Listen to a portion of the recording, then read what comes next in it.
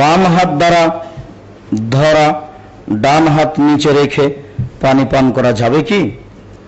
বাম হাতে গিলাস ধরে ডান হাত নিচে দিয়ে পানি পান করা? জি না, বাম হাত দিয়ে গিলাস ধরে ডান হাত নিচে রেখে পানি পান করা যাবে না। এটা একটা নাজায়েজ পদ্ধতি। রাসূল সাল্লাল্লাহু আলাইহি সাল্লাম খাওয়া পান করার ব্যাপারে বাম হাতের আশ্রয় নেওয়াটা জোরালোভাবে নাকচ করেছেন। যার ডান হাতে নেই তাকে আবার ডান হাতে পান করতে হবে, এটা বিধান নয়।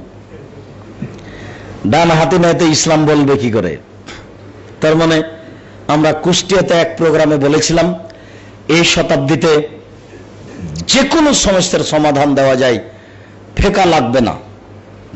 তখন একটা ছেলে দাঁড়িয়ে বলল, আচ্ছা জনাব, দুইটা মেয়ে একসাথে জমা ধরে আছে, দুজনেরই ডান সাইড বাম সাইড এক পার্শ্ব জমা ধরে আছে, তারা একসাথে বড় হয়েছে, পূর্ণ যুবতী, একসাথে পেশাব পায়খানার প্রয়োজন হয়, এক মাসের একসাথে অসুখ বিসুখ আসলে ভালো হয়, তো এদের এখন বিবাহের প্রয়োজন।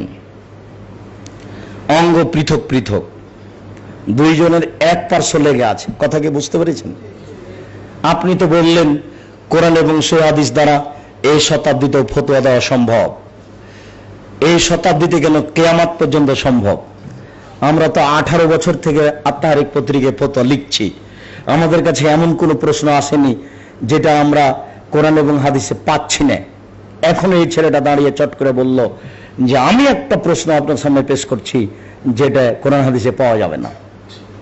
সেটা হলো এই, এখন তার বিবাহ কিভাবে হবে? তখন আমি বললাম, আপনার কথাতে মনে পড়লো সেই দিনের কথাটি, ওই যে মোল্লা দোপেঁজি, বাদশার মোল্লা দোপেঁজি। বাদশাহ বললেন, মোল্লা দোপেঁজি, জি জাহাপনা, আকাশের দিকে তাকাও তো। তাকালাম, কিছু দেখতে পেলে কি? না, তেমন তো কিছু দেখলাম না। কেন? দুটো কাক উড়ে গেল দেখনি? হ্যাঁ, তা তো দেখলাম। বলো দেখিয়ে দিয়েছে কত কাক আছে? বাহ্যিকভাবে কঠিন। তখন মোল্লা দোপেঁজি বলছেন 9,09,999। যদি কম হয় তাহলে আত্মীয় স্বজনের বাড়ি বেড়াতে এসেছে, যদি বেশি হয় তাহলে বেড়াতে এসেছে, আর যদি কম হয় তাহলে বেড়াতে গেছে। খুব খুশি। আচ্ছা, এবার বাদশা বলছে, মোল্লা দোপেঁজি, যেই জাহাপনা, ওইটা কি?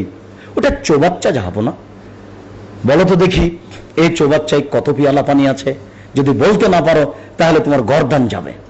তা যাক জাহাপনা, তবে প্রশ্ন একদম সহজ। পিয়ালা যদি চৌবাচ্চার সমান হয় 1 পিয়ালা, যদি অর্ধেক হয় 2 পিয়ালা, যদি 4 ভাগের ভাগ হয় 4 পিয়ালা, 8 ভাগের ভাগ হয় 8 পিয়ালা, 16 ভাগের ভাগ হয় 16। আরে থামো থামো থামো, তোমাকে মরুগো মুসাল্লাম খাওয়াবো। ঠিক এই কথাটা বলে আমি বললাম যে আপনার প্রশ্নের উত্তর একেবারেই সহজ।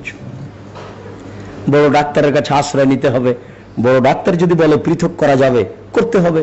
যদি বড় ডাক্তার বলে পৃথক করা যাবে না, তাহলে আল্লাহ বলেছেন লা ইউকাল্লিফুল্লাহু নাফসান ইল্লা উসআহা।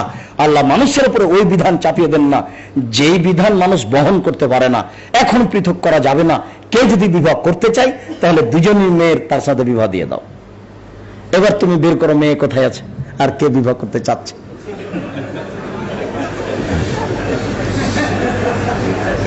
কাজেই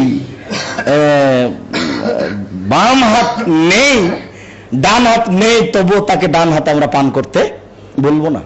এখন আপনি বলতে পারেন যে বাম হাতে গিলাস না ধরে ডান হাতে যদি ধরি তাহলে ভাত লেগে যাবে, কেমন কেমন হয়ে যাবে, আঙুল চেটে নেন, এটা সহজ পথ।